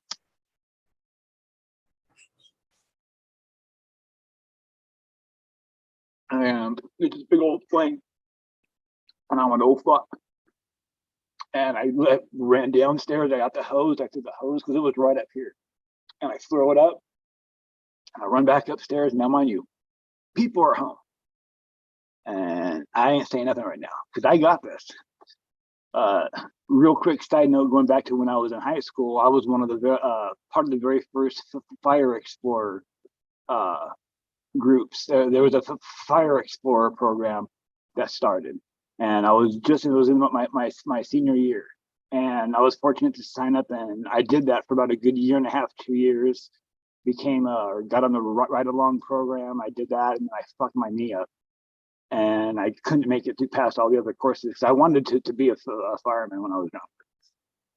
And I couldn't do that. I did a lot of the training, went out on one call, a little brush fire, it was pretty cool. But friggin', so some of that knowledge I had and that minor, quote unquote training, got that fire out quick. But I noticed that there was somebody that was driving over not too far from here, was stopped, and they were on their phone. And I'm like, no, like don't, like I got that, the fire was out. And then the car drives off, and I'm like, they better not call the fire department. And then like not even like seconds later, I started to hear the fucking fire engine coming. And I'm watching it. I can literally see the fire engine coming down this one street. And I'm all like, oh, please go straight. And then it turns, and the next thing you know, they drive right by behind my house, and they're just looking at me. I have this hose just spraying down this fucking pot. And I'm like, oh man, how am I going to explain this? So as I'm going downstairs, I'm telling the house, my father-in-law, mother-in-law, my wife, very quickly what had happened, and how much of a dumbass I am. And I scoot outside, and the guy gets out of the captain gets out of the truck, and immediately I knew it was going to be a long, rough one because he was one of those short. Like, if you watch those TV shows, he's like that short Chicago-looking fire captain, real pudgy. Like, You don't want to be friggin' like, you don't want to meet him in the alley, or you don't want to be playing poker against him because you can't read him. We got to look.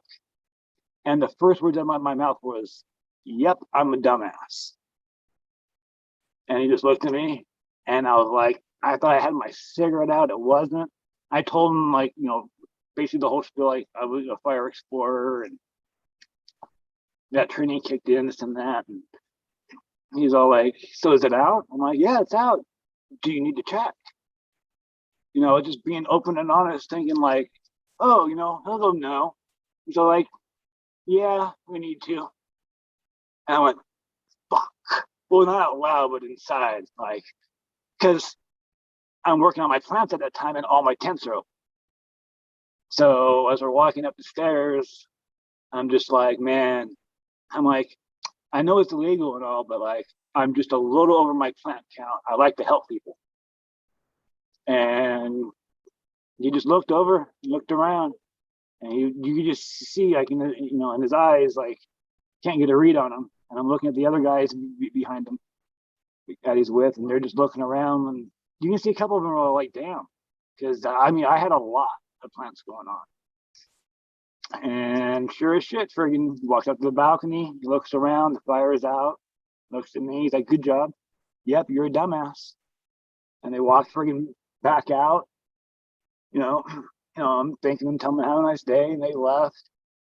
And for the next 2.5 days, I'm watching both windows. Like, I didn't sleep. I'm like, can they report? Do they? Would they? He seemed cool. I didn't get a good read on him.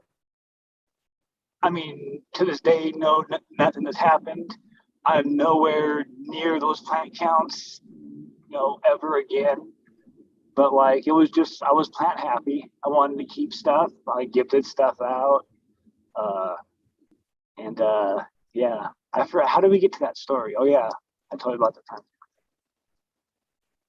And honestly, I don't even know. I don't even know if that's even illegal. I mean, I know it's illegal, but like, I don't know if that's me telling this on air is illegal or not. But I don't care. I really don't, because I never had. I've always been open about what I do. I would have sweated it. I would have sweated it for a couple of days. I did. I've done some. Yeah, I bet I would have too. To be honest with you, I called my neighbor. I called one of my neighbor friends, and I'm like, "Hey," I told him what happened. I'm like, "If there's a slight chance, can you help me?" "Yeah."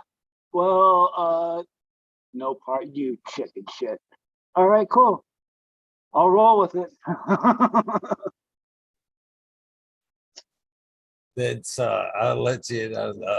My dumbass moment here is so I just started repping for Subcool, and I decided I'm gonna fucking getting some stickers made because it's kind of like up to me to get my number out there associated. It was on the website as the Michigan rep, but I was trying to do my own legwork and drum up my own business. So basically, everywhere I went, events, anywhere, anybody that was interested in buying seeds, I would hand them a Subcool menu with my sticker on the bottom of it with my phone number, Michigan Rock, which was Sub loved that idea. Hell yeah. Drum up the dude. I called it the grassroots technique. You know what I mean? I'm going fucking door to door. I'm shaking hands. We're gonna do this grassroots here in Michigan. Totally down with the idea. This is where my dumbass moment comes into play. I call around this local area and fucking, can you print me up some stickers? How much? Blah blah blah. Find this one local cat. Yeah, I can make you some. I think it was, I can't remember. I think it was like 10,000 for 30 some bucks or something shit like that. I'm cool, cool. So I run over there and it ends up like being his house. I'm working out of my house type of thing. Okay, cool. I tell him what I want, and he prints them off, and I go to pick them up, and I come in. I'm in my Subcool t-shirt. I believe I had my fucking coat on, Subcool seeds, all that shit. Go in to the office, pick up the stickers, and he's got all kinds of badges on the wall. And he was my just retiring police chief from my area, sheriff, and had just printed up all my stickers for Subcool seeds and everything. Had fucking had my phone number and all that, knew what the fuck, followed me right out. Well, there was no avoiding it when he follows me out to my truck. My dog fucking, it's Subcool seeds all over my back. I'm like, oh, this is bad. This is you know, like I opened my door up to throw the envelope full of stickers in there. My dog like tries to bite his hand as he like goes to pet him, but I'm like, he don't like him either. I'm like, oh, this is bad. So I did the same thing, brother, man, for like 2 weeks straight, man. I was like, oh no. They're coming. They're coming.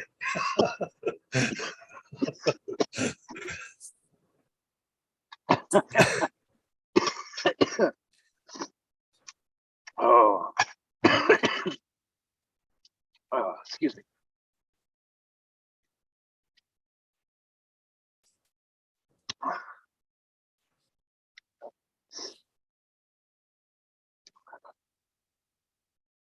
Damn, I hate dead silence.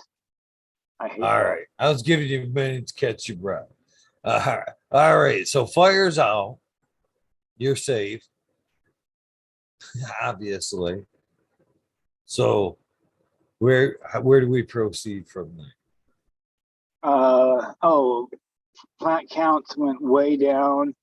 I even just tossed some. I was like, nope, nope, nope, nope. Like too many of you, too many of you. Just narrowed it down. Because I always wanted to make sure that I had something. Because quite honestly, the dispensary weed sucked. It sucks. It sucks. Um, sorry, friggin' just getting a rush of friggin' anxiety again. It just seems like no matter how much I'm smoking, the anxiety's starting to come back on me. It just seems like once I started off rough and rattled, like I just haven't been able to get even. I just haven't felt like I've gotten myself back on track. Like I'm still like, sorry, man.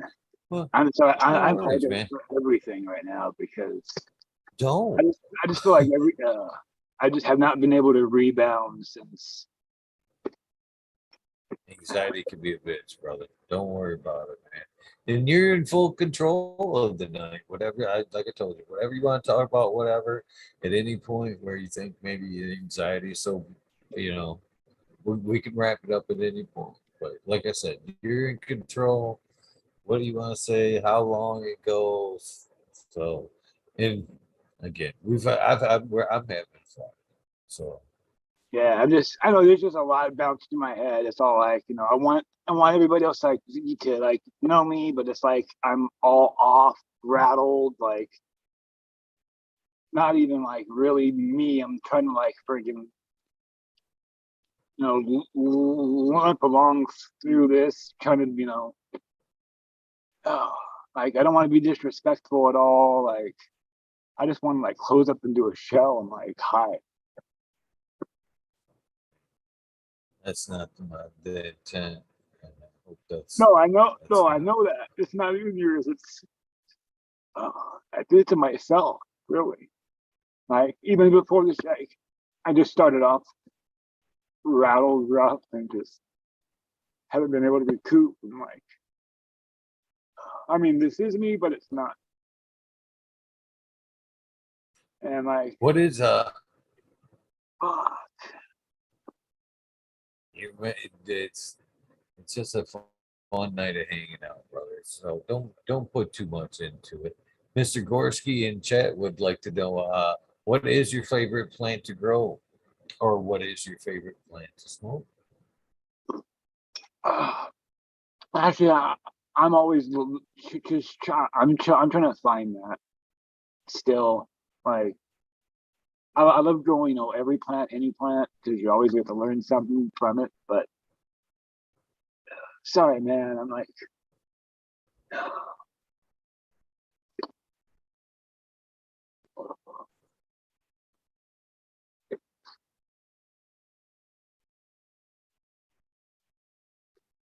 oh, Love you, brother. Don't no more sorries, man.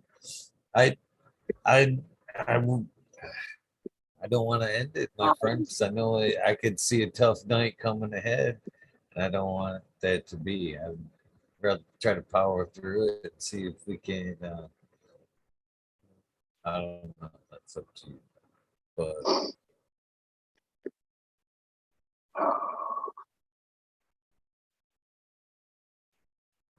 man, you've obviously had a rough day.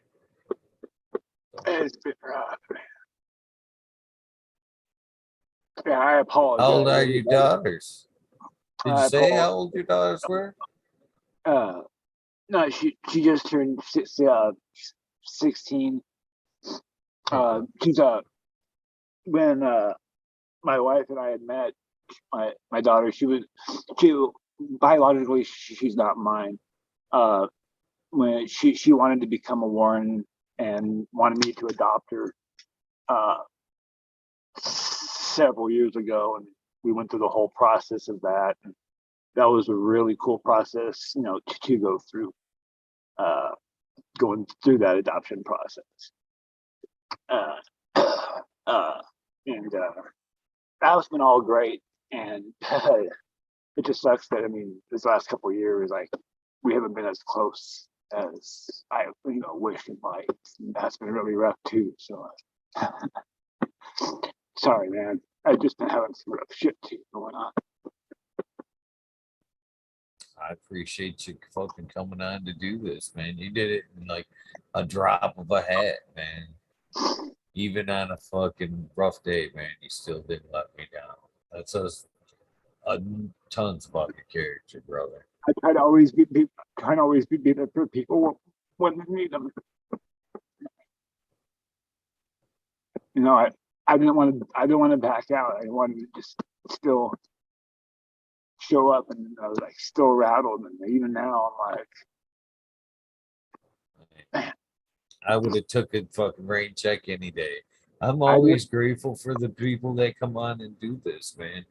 Yeah, I've seen a lot of tough stories, man, and I respect everybody that comes on here, man. They don't have to you didn't have to come on here and open up like you did, brother. Again, ton of respect for that. A lot of people aren't that brave to tell their story.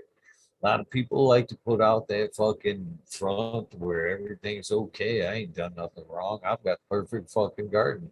Reality's not like that. We've all fucking have our rough roads and everything.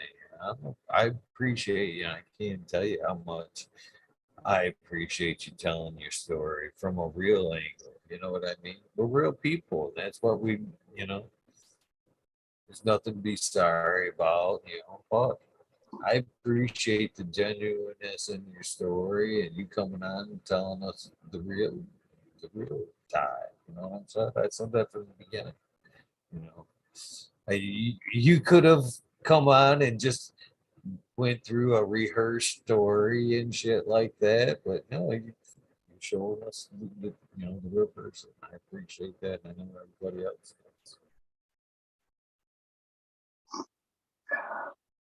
yeah. But I honestly, I do. I feel horrible, but I kind of just want to just like curl and go to bed.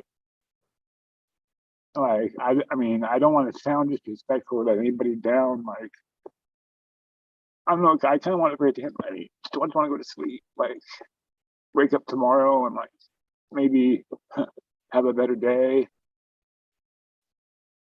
Uh, Well, I'm down for whatever you want, my friend. I mean, Again, I'm I grateful for the I time, am. all this. I mean, I'm so sorry. Like, I didn't. mean to have everyone Sunday be like this. That's the last thing that I want. No, no, no. Seriously, I thank you. Please. You've obviously had a long, very stressful day, and again, I can't.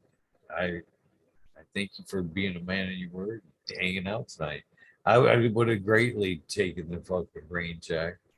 Shit, you did it on short notice. Fucking, I always, I hate that. Usually, I don't even do it that often. To where I'm asking somebody to do it the next day. I really consider it to be really rude. But I thought I'd throw it out there, and you said yes. So I would have even gladly taken the rain check because I knew it was just like short notice. So I'm good. I You know, know. I I took it.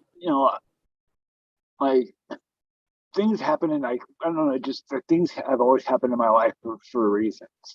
So it's like you know. I know some people might seem like as an opportunity like grab it and be like, oh, this or that. Like I just wanted to come on and be like, talk about myself and like let everybody that's got to like, read my jibber jabber in chat for all these years, like get to be able to put the face with the name and like how I type like I talk, in a way and I just like came on like just like fucking shit the bed like.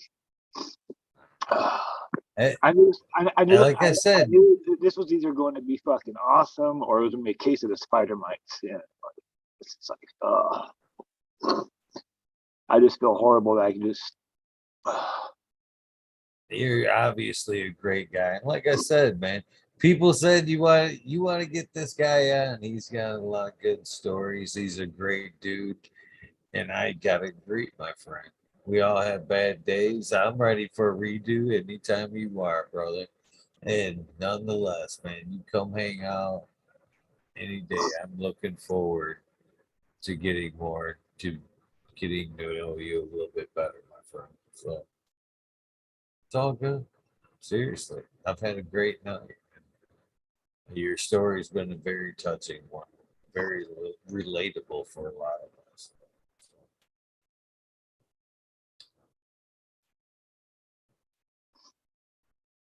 I honestly, I don't know. I don't even know what to say right now.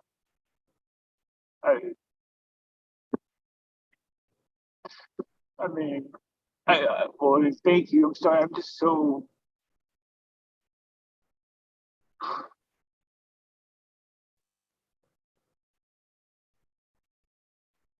I apologize for like everything tonight.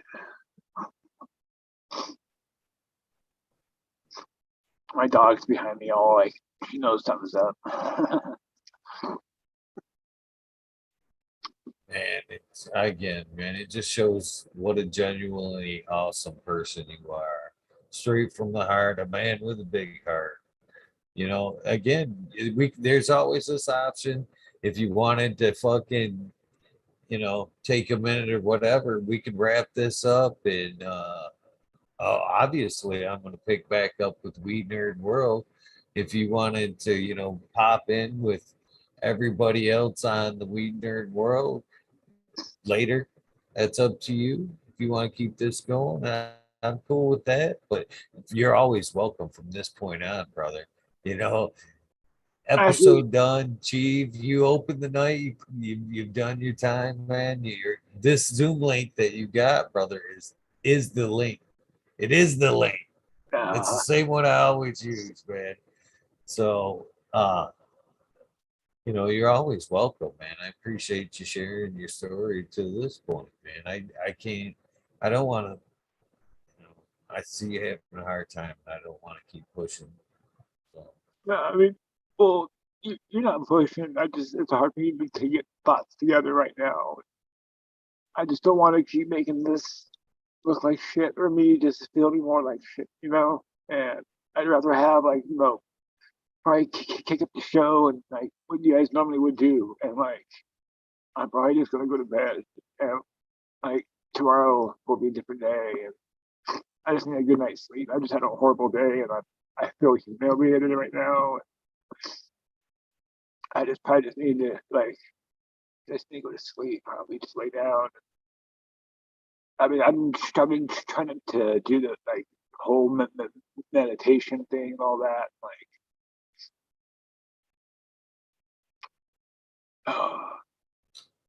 How long have you been meditating, my friend? I've just been trying to just look into it, but I have so much else that's going on. Like, I can't really focus enough time to really like pay attention. And sorry, man, I'm all stuffed up. Like, I had an awesome gentleman from the cannabis community, Mr. Hoto Herb, uh, point out the fact that when I asked him if he meditated, he's like, yeah, every time I smoke cannabis. In fact, it's the same type of thing. You slow your breathing, which is part of meditating. You're focusing on your breathing, slowing down, letting your mind kind of fade with the moment. He's like, yeah. So I meditate with every opportunity with cannabis. So it's a door opener. And it is true though, because part of meditating is controlling your breathing, your thoughts, and that's what you do every time you inhale and hold that thing in. You're in, you're in fact controlling your breath in the moment. Step one.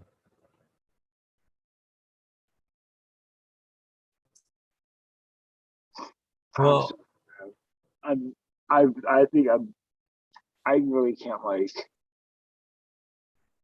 we got you, brother. Uh, yeah. With that being said, we went over the weed nerd thing. If you want to fucking hang out in a little while, feel free to pop back in after you calm down a little bit. If not, man, get some rest, brother.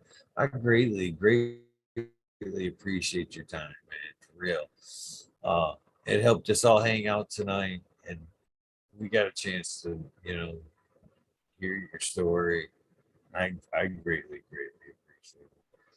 I don't know if you want to leave a sound bite, but if you do, I'd take it. But if not, I understand. Oh man, I can't. We're good, brother. We're good. Well, with that being said, again, man, yeah, I'm open to a redo anytime you want to, but we don't have to. Uh, I do hope to see you very soon in the Weed Nerd world. I do enjoy seeing you in chat, and everybody does as well.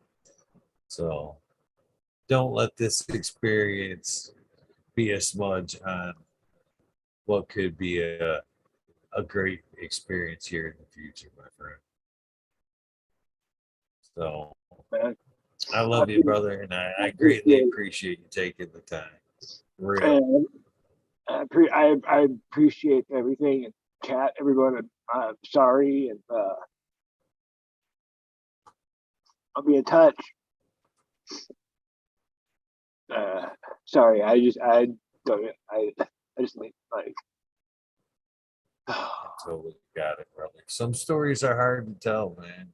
And obviously, there's much more story that's you've had a tough go, brother. You've had a tough go. So don't be ashamed. With that being said, you guys know the deal. I thank you again, Loyalty Organics. One hell of a guy, man. I thank you for your time. You guys, for the rest of you, I will see you in the Weed Nerd world in a few minutes. Hopefully, you guys know the deal. This is do not forget to do something nice for somebody. Random acts of kindness do save lives. I am a living, breathing example of that. I've been picked up more times than I can count. So, with that being said, hopefully I'll see you guys in a few minutes. Thank you, Ty, again for your time. I hope to see you real soon, my friend. With that being said,